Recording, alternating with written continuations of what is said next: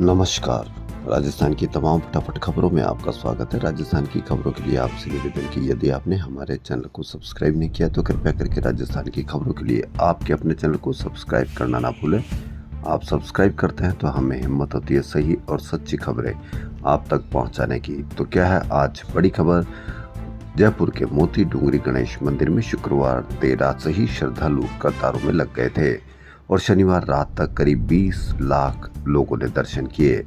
जयपुर के आसपास के गांवों से भी लोग ध्वज लेकर आए। दर्शनार्थियों की कतारें जीडीए सर्किल व तख्ती शाही रोड पर रिजर्व बैंक और उधर त्रिमूर्ति सर्किल तक जा पहुंची। महंत कैलाश शर्मा के सानिध्य में सुबह विशेष पूजन के बाद श्रृंगार आरती की गई और भोग आरती दोपहर में हुई।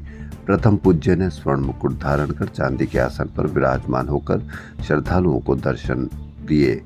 मोती, सोना, पन्ना व माणक सहित अन्य रत्नों का नौलखा हार आकर्षण का केंद्र रहा। दिव्यांगजनों को व्हीलचेयर पर बैठाकर दर्शन कराए गए। भगवान मोती डूंगरी गणेश जी रविवार को नगर भ्रमण पर निकलेंगे। शोभा यात्रा मोती डूंगरी गणेश मंदिर से रवाना होकर नाहरगढ़ की पहाड़ी पर विराजमान गढ़ गणेश मंदिर पहुंचेगी। गणेश चतुर्थी मेले के अवसर पर आज गणेश जी की शोभा यात्रा सायंकाल 3 बजे गणेश जी मंदिर मोती डूंगरी रोड से रवाना होगी। यात्रा सांगने गेट, जोहरी बाजार, बड़ी चौपड़, त्रिपोलिया बाजार, छोटी चौपड़, गणगौरी बाजार, ब्रह्मपुरी होते हुए जयपुर के पहाड़ी पर स्थित गढ़ गणेश मंदिर पहुंचकर विसर्जित होगी। अब थोड़ी पुलिस की बात। पुलिस मंथली बंदी के नाम व्यापारियों को कैसे परेशान और प्रताड़ित करती है। कोर्ट ने कहा कि पुलिस के ऑर्गेनाइज्ड क्राइम है ये, तो पूरी सुने। पुलिस मंथली के नाम व्यापारियों को परेशान और प्रताड़ित करती है। विजय नगर के कार्गो कारोबारी शंभूलाल गुर्जर की कहानी से इसको समझा जा सकता है।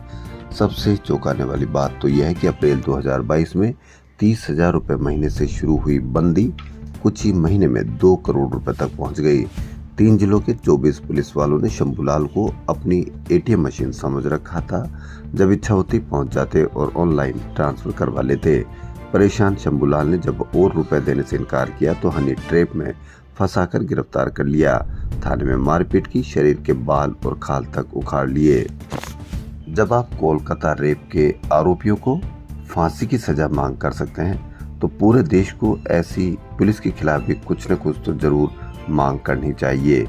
क्या आप इससे सहमत हैं? तो आप इस पर अवश्य कमेंट करें। या ऐसी कार्रवाई की जानी चाहिए ताकि और कहीं पुलिस वाले इस तरह की कार्रवाई कर रहे हो या इस तरह के षड्यंत्र रच रहे हो तो वो पूरी खाकी को बदनाम न कर सके। और क्योंकि 90% खाकी पूरे शानदार तरीके से अपना कानूनी फर्ज निभाते हैं और ऐसे पुलिस वालों की वजह से ही पूरा पुलिस महकमा बदनाम होता है। राजस्थान में भारी बारिश का दौर लगातार जारी है। असामान्य बारिश से बड़े छोटे बांध ओवरफ्लो हो गए हैं। अजमेर, करौली, बांसवाड़ा, टोंक, दौसा, सवाई माधोपुर, राजसमंद, झालावाड़ और अलवर सहित कई जिलों में 7 घंटे में 4 से 7 इंच तक पानी बरसा है। अजमेर, करौली और दौसा में बाढ़ जैसे हालात बन गए हैं। जयपुर में देर रात से बारिश का दौर जारी है। मौसम विभाग के अनुसार अगले 24 घंटों में प्रदेश भर में भारी बारिश की संभावना है। राजस्थान में अब तक 613.21 मिलीमीटर बारिश हो चुकी है। साल 2014 से अब तक 4 बार प्रदेश में 600 mm से ज्यादा बारिश हुई है। वहीं शनिवार को त्रिवेणी का गेज बढ़ने से बीसलपुर का बांध 2 और गेट खोले गए। अब 6 गेट 2-2 मीटर खोलकर प्रति घंटे 72,000 क्यूसेक पानी छोड़ा जा रहा है। स्वच्छ वायु सर्वेक्षण में 10 लाख से अधिक आबादी वाले शहर में सूरत को देश भर में पहला स्थान मिला, जबकि 10 लाख की आबादी वाले शहर में फिरोजाबाद नंबर 1 रहा। इन शहरों को अव्वल बनाने में जयपुर का बड़ा योगदान रहा। सूरत की निगम कमिश्नर शालिनी अग्रवाल और फिरोजाबाद के नगर आयुक्त घनश्याम मीणा दोनों ही जयपुर से हैं। इधर जयपुर शहर को इस सर्वेक्षण में कोई रैंक नहीं मिली। शनिवार को जयपुर में पर्यावरण मंत्री भूपेंद्र यादव और सीएम भजनलाल शर्मा ने सूरत नगर निगम को 1.5 करोड़ रुपए और प्रशस्ति पत्र दिया। सूरत ने 200 में से 194 अंक हासिल किए, जो भारत के 131 शहरों में सबसे अधिक है। शालिनी अग्रवाल के एस के अग्रवाल भी आईएएस रह चुके हैं। ये पिता हैं। 3 साल पहले कांग्रेस सरकार में शिक्षा विभाग द्वारा लिए गए निर्णय को वापस लागू किया जा रहा है। यह निर्णय राजस्थान में 9वीं से 12वीं कक्षा तक समान प्रश्न पत्र योजना को लेकर है।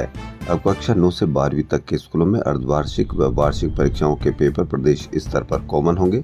अब तक ये पेपर जिलों में DEO स्तर पर होते थे। कक्षा 9 व 11वीं के विद्यार्थियों को अर्धवार्षिक व वार्षिक तथा कक्षा 10 और 12वीं के लिए अर्धवार्षिक परीक्षा इसी पैटर्न पर होती है। राजस्थान में दवाओं की कमी की समस्या गहराती जा रही है। इसके पीछे वजह है RMCL द्वारा लागू की गई नई टेंडर शर्तें। हाल ही में RMSCL ने दवाओं के टेंडर के लिए 13 साल पुराने नियम बदल दिए, जिसके तहत अब कंपनियों को दवा की मांगी गई मात्रा के एस्टिमेट वैल्यू पर 2% अमानत राशि देना अनिवार्य कर दिया गया है। इस नई शर्त के कारण छोटे और भारतीय SMME कंपनियों ने टेंडर प्रक्रिया से खुद को बाहर कर लिया।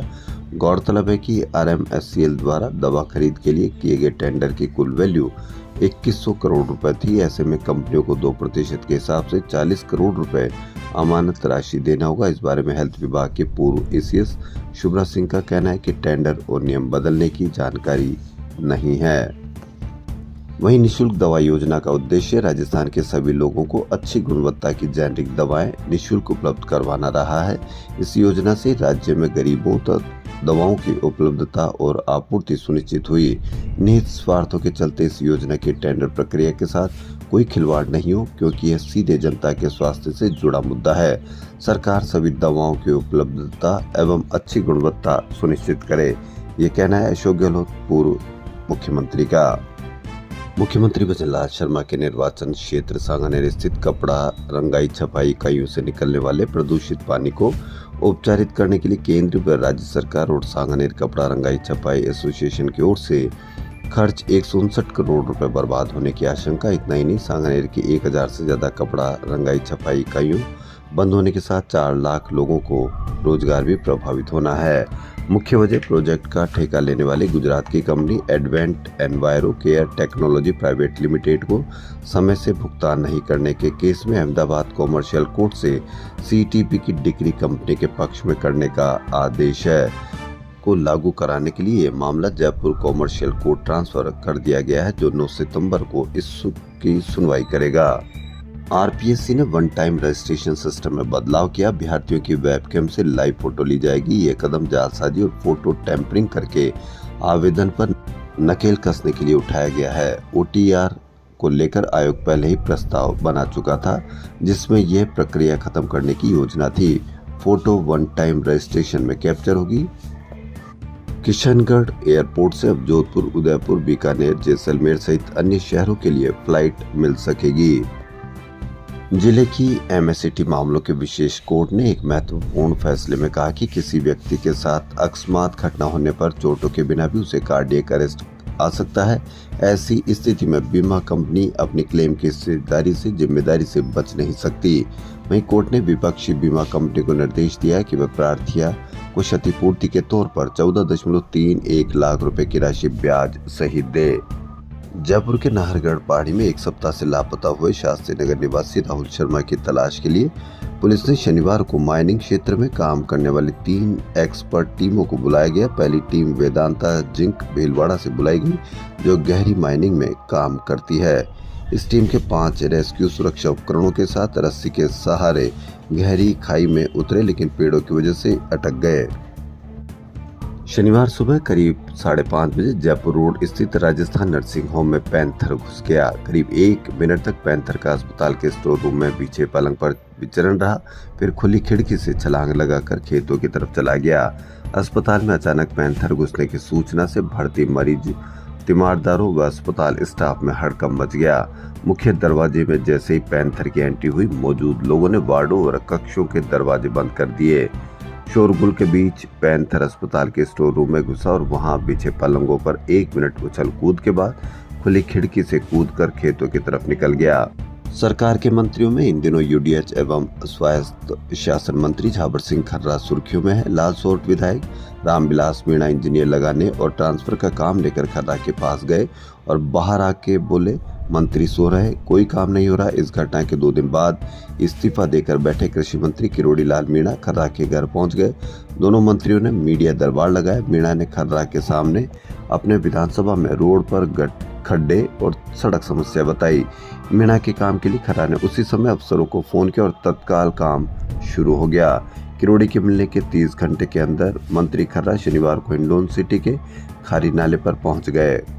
राजस्थान के पूर्व मुख्यमंत्री अशोक गहलोत ने बाड़मेर के पचपदरा में रिफाइनरी को लेकर सवाल उठाया है। अशोक गहलोत ने सोशल मीडिया पर लिखा है कि बाड़मेर के पचपदरा में रिफाइनरी कम पेट्रोकेमिकल कॉम्प्लेक्स विकसित राजस्थान के सपने के लिए एक बड़ा कदम है।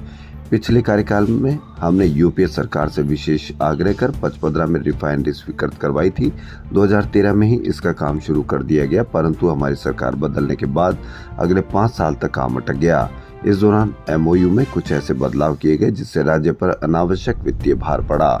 अशोक गहलोत ने कहा कि 2018 में हमारी सरकार आने के बाद इसके काम को रफ्तार दी गई, परंतु कोविड लॉकडाउन एवं रूस यूक्रेन युद्ध के कारण साजो सामान की उपलब्धता नहीं होने से बार बार काम रुका। 2 जून 2023 को मैंने रिफाइनरी का दौरा किया। तब एचपीसीएल के उच्च अधिकारियों ने भरोसा दिलाया था कि करीब 18 महीनों में यानी 31 दिसंबर 2024 तक इस रिफाइनरी से कॉमर्शियल उत्पादन शुरू कर दिया जाएगा। अब राज्य और केंद्र दोनों जगह भाजपा की सरकार है, लेकिन मई 2024 तक रिफाइनरी का 79% काम पूरा होने की खबरें आ रही है। ऐसे में बाकी काम पूरा होने में साल भर लगने की संभावना लग रही है। राज्य सरकार को केंद्र सरकार एचपीसीएल से समन्वय स्थापित कर रिफाइनरी का काम तय समय सीमा में पूर्ण करना सुनिश्चित करना चाहिए। लाडनू विधायक मुकेश भाकर सहित कई विधायकों, सांसदों ने और 10 जिलों के कांग्रेस के महिला पुरुष नेताओं ने पूर्व डिप्टी सीएम सचिन पायलट का अपने अंदाज में जन्मदिन मनाया। कई ने अनोखे अंदाज में मनाया। झालावाड़ में तो 1100 गायों को 56 भोग लगाया, पूजा की। झालावाड़, भरतपुर, सवाई माधोपुर में महिलाओं ने पायलट की लंबी आयु के गीत गाए और ढोल बजाकर जमकर नृत्य किया। सचिन पायलट के 47वें जन्मदिन को समर्थकों ने गौ सेवा संकल्प दिवस के रूप में बनाया। झालावाड़ की श्री कृष्ण गौशाला में गोवंशियों को परोसे गए 56 भोग में ड्राई फ्रूट, फल, सब्जियां सहित कुल 56 तरह की खाद्य सामग्री मंगाई गई और उसके स्टॉल भी लगाए गए। गौशाला के संरक्षक शैलेंद्र यादव ने बताया कि 2600 किलो खाद्य सामग्री और 7500 किलो हरे चारे का इस्तेमाल किया गया। विधायक मुकेश भाकर ने भी पायलट के जन्मदिन पर गायों को चारा खिलाया। अनिल चोपड़ा ने गौ सेवा दिवस के रूप में मनाया। भीलवाड़ा में लापसी और हरा चारा गायों को खिलाकर पायलट का जन्मदिन मनाया गया। निर्मल चौधरी ने भी गायों को हरा चारा खिलाया। संग्रिया विधायक और यूथ कांग्रेस के प्रदेश अध्यक्ष अभिमन्यु पूनिया ने हनुमानगढ़ स्थित श्री कृष्ण गौशाला में सैकड़ों गायों को हरा चारा खिलाया। तो विधायकों व 10 जिलों में नेताओं ने मनाया पायलट का जन्मदिन, गायों को 56 भोग।